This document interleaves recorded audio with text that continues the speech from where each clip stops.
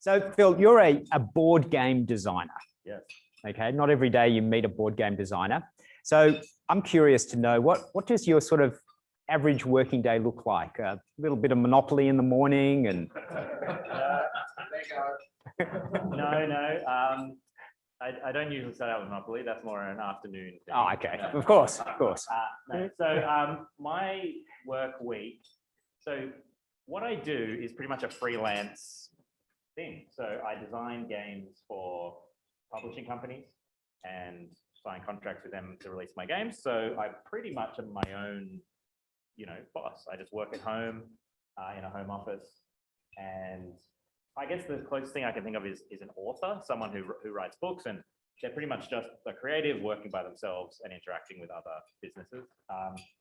So yeah, I've kind of just built this little odd career myself. So most of my week is doing that. So I'll either be working at home, or I often work in a local cafe just for a change of pace. Yep. Some nights I'm doing playtesting, where I'll get a group of playtesters over to my house to test out a new prototype. Because that's a big part of game design, is running a game through its paces with different people. Mm-hmm. I also work part-time for my church. So I help pastor a small congregation called Cottage Church, which is a non-traditional congregation that meets in Newtown. And so I kind of have this interesting mix of a creative profession and then sort of a ministry. Yeah. And those two things it's good that they're both part-time, and because they both kind of mix and interact in all sorts of different ways.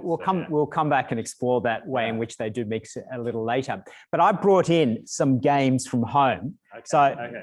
This isn't a test, because I'm sure you know all of these games, but just for you to rate them perhaps. Now, probably the favorite in our household, don't know if you know this game, is Dixit. Does everyone know Dixit? Yep. No, lots of shakes of the heads. What do you think? Dixit's a great game. Yeah. So almost like a storytelling kind of creative association game, isn't it? Where you're playing artwork cards and making stories about it. That's right. Yeah. So according to this, it was Spiel des Jahres in 2010, Game of the Year in 2010. So Dixit, highly can recommend this one. Most of the good stuff comes out of Europe these days. So Germany, France, these are where a lot of modern board games are coming out. Now, what about this one, Codenames? What do you think? Oh, that's one of my favorite games.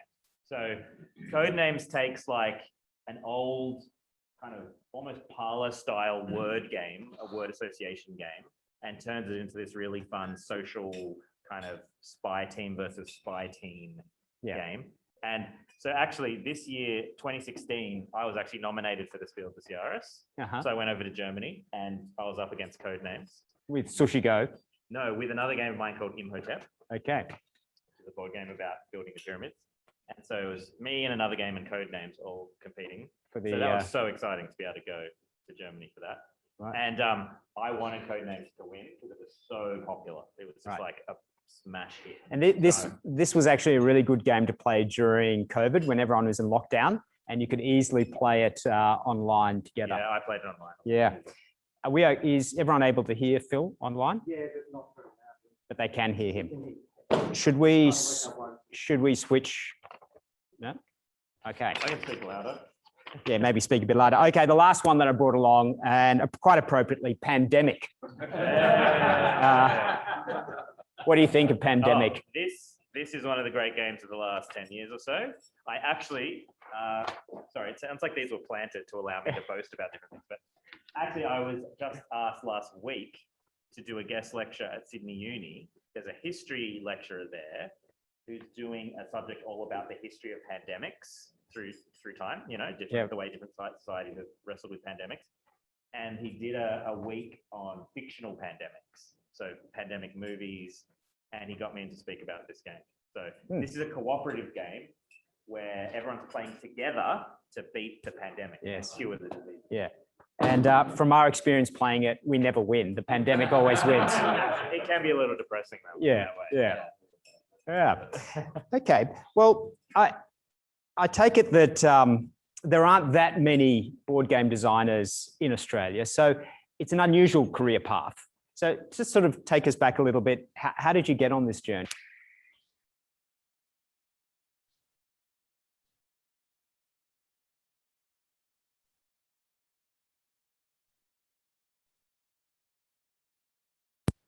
I wanted to be a filmmaker.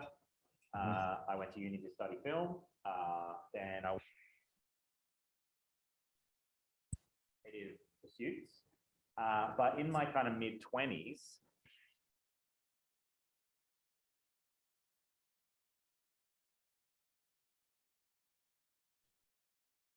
bug in my head from being a kid, wanted to make my own. So I started doing that just as a silly side hobby, just for fun. And I decided to self-publish my first card game. And I just totally DIY, made 100 copies myself, hand assembled. I got the cards printed on business cards from just a regular printer. And I put this game together and I just started selling it online and selling at little conventions. And this sort of grew from there. So I was a self-publisher, doing it very DIY. And then slowly larger publishers heard of my games and signed a couple, and I got a bit more of a name. I started pitching my games to bigger publishers. I went over to Germany in 2011 to the big game convention over there in Essen, where 200,000 people go to this board game convention. And pitched all my designs there, and it just slowly grew. And sometime in 2015, I was like, oh, feels like there's a day of work a week doing this. So I thankfully I was in a job at that time that was flexible enough that I could take a day off to do that. And then I was like, oh, I think there's 2 days in this, right? And then when Sushi Go, which is my most popular game, when that kind of really took off, the royalties I was receiving from that were enough where I could start thinking about turning it into sort of a full-time freelance kind of thing. Yeah. Right, really. So quite a tough journey. So speaking of Sushi Go, this is it, right? Yep. Okay, you've seen this one before. Yes, I have. So this was your big hit. So we're talking what, millions of copies sold? Well, 1 million. Oh, 1 million. Yeah. Okay. I used to be in banking. Let's not go crazy. Yeah. 20 languages. Yeah, so it's out in about 20 different languages around the world. And yeah, it's won a bunch of different awards at different places too. It's hard to believe sometimes. Okay. Yeah. Fantastic. So did that bring you some acclaim? I think so. There's this very exclusive convention for game designers in Niagara Falls, of all places. And I got invited there a few years back. And I walked in not knowing anyone or anything really. And I because there's no real industry of designers here in Australia, as you say. But I walked in and not everyone, but a lot of people knew who I was. And that's when I sort of realized, people in the know are starting to take notice of what I'm doing. And there is an industry, it's just not in my backyard. So every time I go to Europe or the States for work, I always get a bit of a jolt of I'm in this and I'm doing this and people know who I am. And so I think it's quite a well-known game. So it's just in the public eye more. Like in America, you can get it in places like Target. Yeah. It was on Saturday Night Live in a sketch, all sorts. It just pops up. Pops up. Yeah. So I think that there's recognition associated with that for sure. Yeah. Well, it must feel like a lot of satisfaction given the pathway you described and how you slowly sort of morphed into a career of making board games from those early business cards. Yep. Yeah. Especially when I pop on social media and I see people playing it all around the world in different languages. Yeah. That's a great thing. Yeah. So that's a sort of a real high point, and clearly you're continuing. But let's then go back, because the pathway wasn't always easy, and not just the 10 years of hard slog, but to really kind of embrace this creative side. And so share with us why was that difficult? Yeah. So when you whether it's filmmaking or music or writing or board game design, there aren't as many established pathways and kind of guardrails to help you kind of land in that career. And often people just need to take a chance and start doing it. And for me, it was an awkward transition to kind of admit to myself and give myself the kind of title that's what I do now, because I think I just kind of taken on board this idea that sort of creative work isn't really real work in a way. It's kind of a side thing. And so there was a couple of years there where people would ask what I did. And I kind of fudged an answer, and my wife would have to say, he's a board game designer. He designs games. That's what he does. I just didn't own it. Yeah. And I think part of that, in a way, also goes back to growing up. So my dad was a church minister, so I grew up very much in the church. And the church is quite a structured place often. And in the denomination I was a part of, there was a particular type of person that kind of went along. It was, quite a structured, cerebral kind of church experience. And I didn't always fit that. And so I think, my 20s and 30s were all about this journey of, I guess, owning who I was and accepting those creative parts of me and deciding that, no, I can, base what I do with my life around some of those things, even though I kind of had to figure it out for myself a little bit. So we were chatting earlier and you said that in a way you felt like you really didn't fit into the church sort of community. Yeah, I mean, every church is different, but some of the churches I went to, I didn't feel particularly like I just clicked with the style and the structure and the people who were there. I remember I was at a church and one week was going to be like creative week or artist week or something. And everyone in the church who was creative was going to contribute in some way. I thought, wow, this is amazing. This is great. This is just what I need and want. And the sermon was given, and the sermon was all about the dangers of creativity. and how, art's all well and good, but artists need to be careful because, that pathway leads to all sorts of things. Right. Like arrogance and, not being connected to the real world and all this. And I just thought, we'd never see that in other industries. No.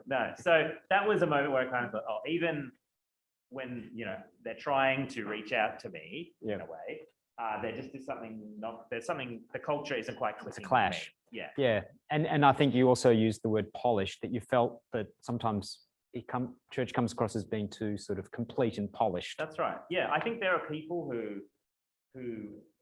think when things are done very well and in a polished, structured way, they love that. They interpret that as a loving gesture to them, that church has been done well, or whatever it is has been done well. The meeting has been done well. But then there are people like me who I think find that they need sometimes the rough edges and the authenticity of the messiness of stuff communicates something else that we need as well. So sometimes I found church, a little too structured and polished. Okay. And So did it get to the point where you actually were thinking re-questioning faith as such, or not quite that far? How did it? Well, no, I think I've always had a very strong sense of God and his love for me. Like ever since I was very young, I've just known that to be true.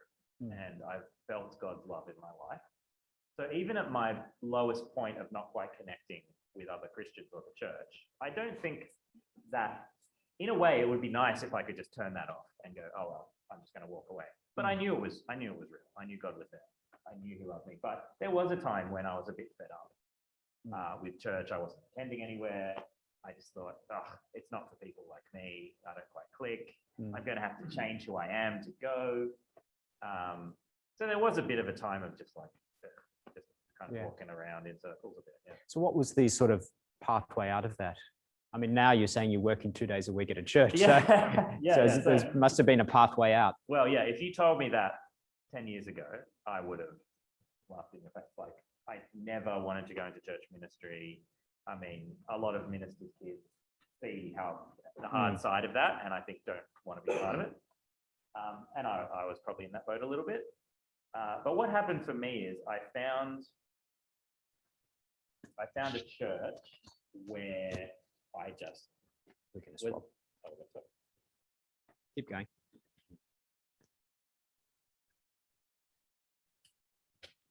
I found a church that was different from every other church I'd been to, and I felt like I could just walk in the door as me. I didn't have to put on a happy face. I didn't have to pretend I was having a great day. It was a bit of a messy place. It was a smaller church. And I just think I realized when I went there that out like somewhere there's a church for everyone, I believe. Like I think the Christian community is broad enough that it can take different shapes to embrace different types of people. And I just found a church that just really clicked and was able to kind of meet my needs when I needed it. And slowly over time, I got more involved there. And the fellow who was looking after the church moved on, and I kind of took up the position. So I now, work there. So I'm not an ordained minister or anything, but kind of looking after this church. So it's a bit of a strange journey, but yeah, that's kind of how it happened. There's sort of a parallel there between sort of how you not stumbled into your board gaming design, but you crept into it, grew into it, and similarly in this other role as well. Definitely, yeah. Right. So now you do combine the two. Yes. So do you see any sort of synergy or complementary nature to these two roles? Yeah, it's funny because on one level they seem so different. But as I develop as a game designer and learn more about what games at their essence are, I really think games at their best are able to bring people together socially in this really important way. So games are a place where, one of the few places left, I think, where people of different ages, backgrounds, every type of diversity can sit around a table and play a game together. Yeah, so Dixit, you could play with a 6-year-old or a 106-year-old together. The 6-year-old could even teach the 106-year-old how to play the game. And I think the kind of community moment you have around a game is very important. And as I delve into how to kind of facilitate those sort of interactions, I realize that often what I'm doing at church is very similar. It's how can I make this a place where people are welcomed? How can I make this a place where people really connect with each other and with God? And how can I make it a place where there's just warm fellowship, where people aren't judged for being different in any way, but they're all welcomed to the table? So it's a weird thing, but as it's kind of come together, I've realized there are some pretty strong connections there. Great. So you'd presumably say that what makes a good game is a game that does create that human connection. Is that what Definitely, you would define a good game? Yeah, I think so. I think COVID, there's been this real boom in board game sales during COVID, which is an odd thing because a lot of people can't get together to play, but people are playing with whoever's in their house with them. And there's been this massive kick up in people wanting to have a physical play experience together. And I think good games that can facilitate people coming together around the table and interacting, that's what I'm looking for when I'm designing. One of the amazing stats I read recently about COVID here in Australia is that fathers are reporting that the amount of time they spend in face-to-face play with their children went up dramatically over 2020. Because obviously just a lot more fathers at home and that sort of thing. But this whole idea of face-to-face play with kids, I think has really come back into the forefront of what it means for a family to, really flourish. And I think, board games, card games are a really important way that can happen. So that's what I'm trying to do when I design. Yeah. Fantastic. So we're going to open up in just a moment for some questions from the floor. I'll probably, Stephen, just come around with my little bell. Okay, but for the recording, for the the guys on the Zoom to hear it. I can repeat the question. Okay, easy. You can repeat the question. It'll give me more time to fantastic. think of an answer. Pete's going to get any questions on the chat coming through. So that just is a bit of a heads up. You can be thinking if you've got a question, but perhaps Phil, before we get to that. So tell us, are there, what's in the pipeline? What are some of the things you have in mind for your games? For games? Yeah. There's a few things coming out this year. So Codenames actually was a real big influence on me, and most of my games are more in the kind of strategy space, like very light strategy, but in the decision-making strategy space. But Codenames really made me rethink a more social party kind of style game. So I've got a couple games coming out this year that are in that category of, more social party games. So one game I have coming out this year is called Snakes. And the idea is, imagine a trivia game like Trivial Pursuit, but half the people around the table have secretly looked at the answer to the question and half the people haven't. And you have a discussion about what the answer to this question is. And you're trying to figure out from just talking around the table who's in the know and who's not. Yeah. So I'm really enjoying dabbling in that like pure social space of design at the moment. And the ones in the know with the snakes. The ones in the know with the snakes, yeah. Okay. So you got to find the snakes, yeah. Right. Yeah. Okay. Some biblical imagery coming through here. Yeah, well. Okay.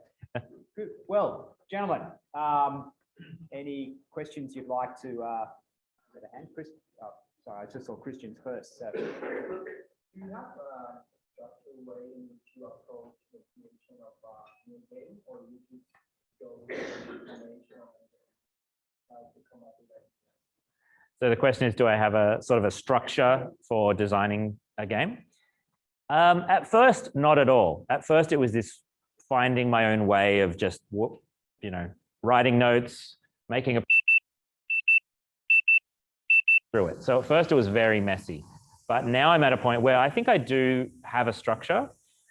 Usually, but the one thing that's most unknown is where the spark of the idea will come from.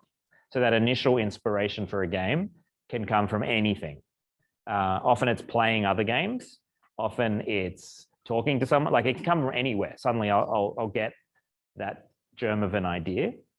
But once that idea has come, I do have a kind of a structure of brainstorming, doing a first very basic prototype, playtesting, the initial playtest, then doing like a second level, much better prototype, then doing heaps of playtesting to iron out all the. So yeah, I've kind of developed this of a structure. How long is that process? It ranges from 3 months to 3 years. Okay. So every game is different. So some games just sit on my shelf for years and I'm always bringing them out and trying them again and wondering if I can find the thing that'll make it work. And then other games just click quite quickly. So it's a strange one. Yeah. There was something, Stuart. Yeah. What is the greatest board game of all time in your opinion? What is the greatest board game of all time? No, I would say, for me, I would say there is a game that came out in 1962 called Acquire, which is all about the business world and different companies acquiring each other.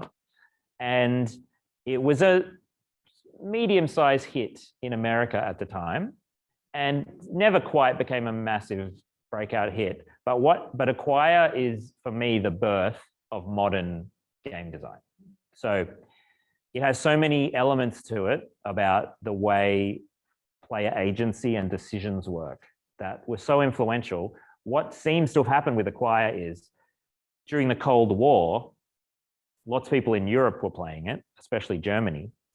And it just created this whole new wave of people thinking about game design. Acquire, yeah. So by the time you hit the 90s, there is this like absolutely flourishing board game scene in Germany. And all these great games come out of there. So Settlers of Catan, Carcassonne, all these modern classics, which are kind of the bedrock of the hobby now. For me, I think, go back to Acquire, which is, I really love playing it. So, yeah. You've played it, Brandon? Oh yeah, great. Oh, that's really cool. Yeah, it's a really fascinating game. Yeah. Thanks very much for your talk. Sushi Go is a great game. Oh, thanks. All the time. I think I'm doing well. I'm sure the end round stream of that, but puddings. Yes, the puddings. So thanks for that. People come up to me and just go, the puddings. I hate the puddings.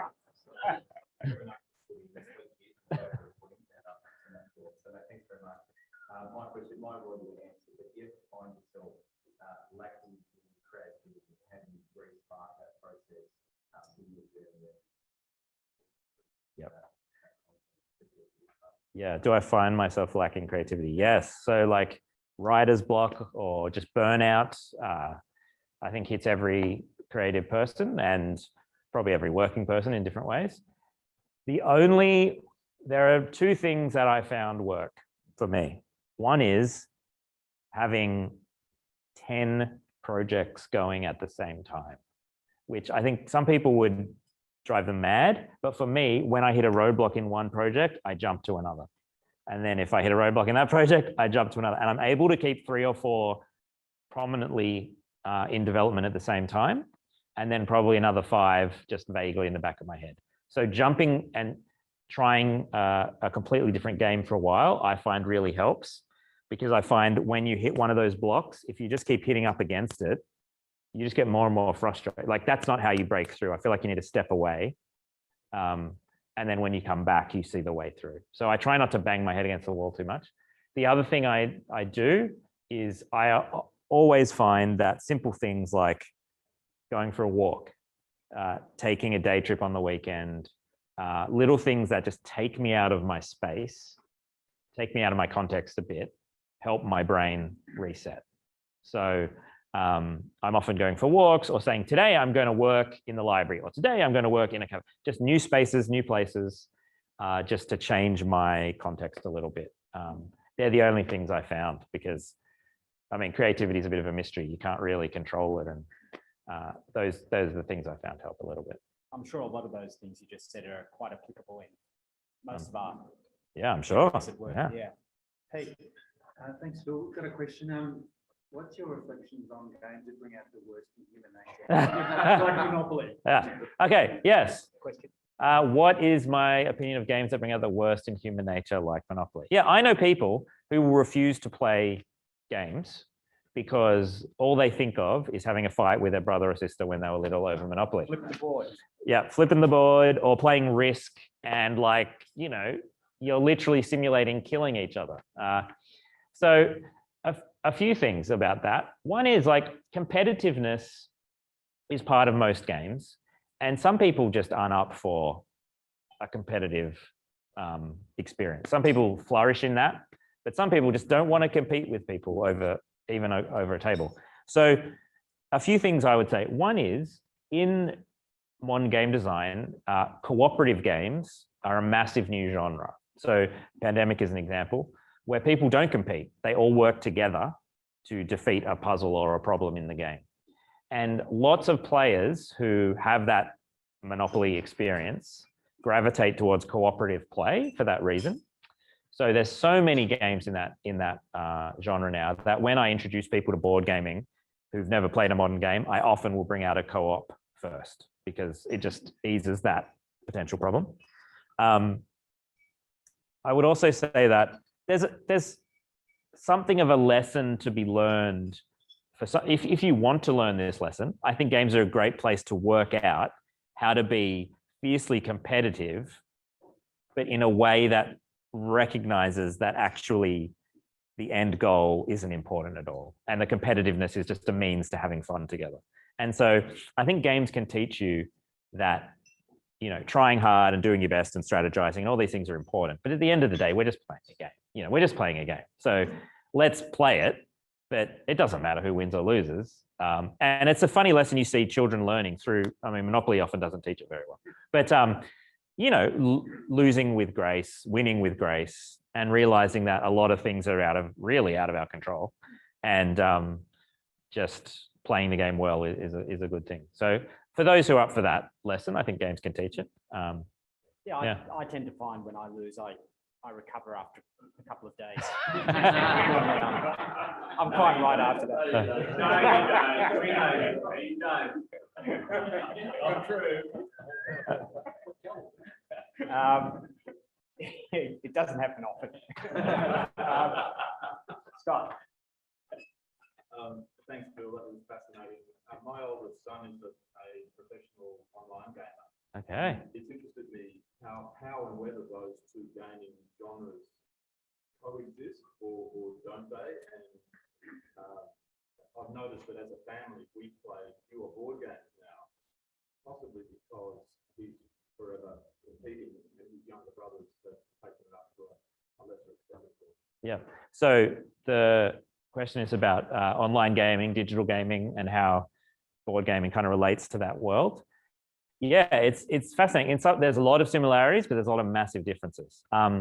So for a lot of people who are into the board gaming hobby now, it's a bit of a conscious step away from digital gaming because maybe they got a bit too into it, or they realized, they weren't connecting with people as much through it, and they wanted to do something physical around the table. So there's that element that board games provide an in-person social experience, which is not to deride computer games or what you can get out of them as well. But so in that sense, they're almost the two opposite ends of the spectrum.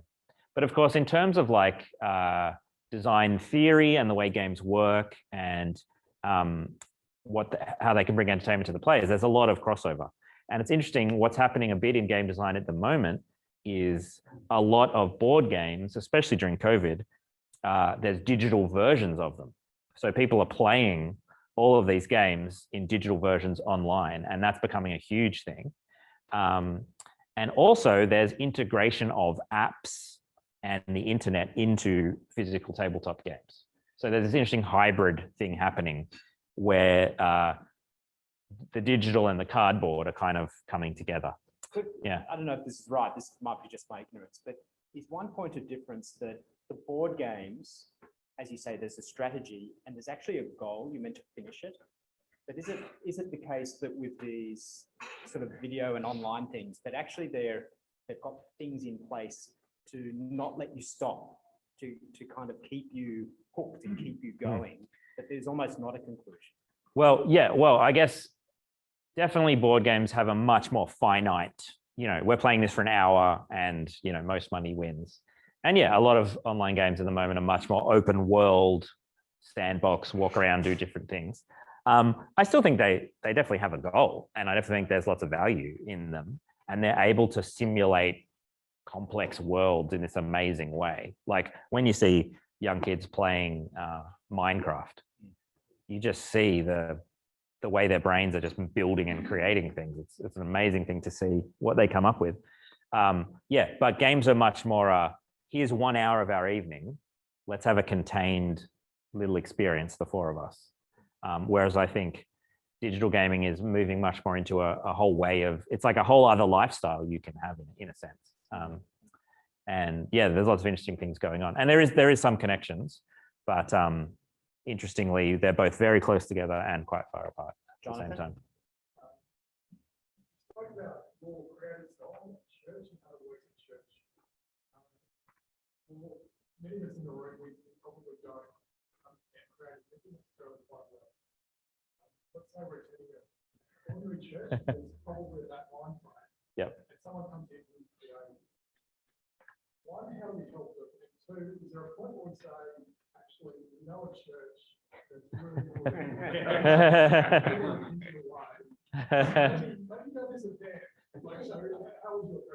So the question is about helping creative people fit into a church where maybe they're a bit out of the box.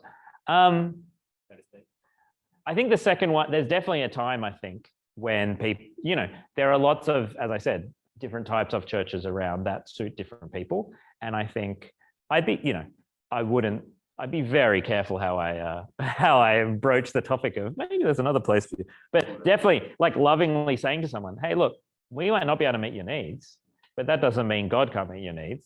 Here's a community I've heard of where you might fit in better. I think that, that often, that's how most people end up at my church, is someone said to them, why don't you try Cottage Church? Give it a go because you're not quite liking it here. So for sure, that's a loving thing to do often. I guess the thing, if a creative person or anyone you don't kind of click with or understand walks into your church, I think there's definitely a way to love people who are different. I think just being open to what they have to say about the gathering and being willing to make changes to accommodate people is really important in any church.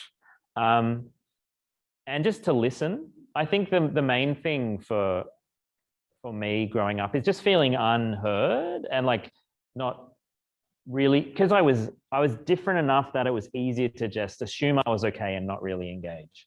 So I think the main thing I would just say is to engage, to take a real interest, to try and understand what that person is going through and what they need.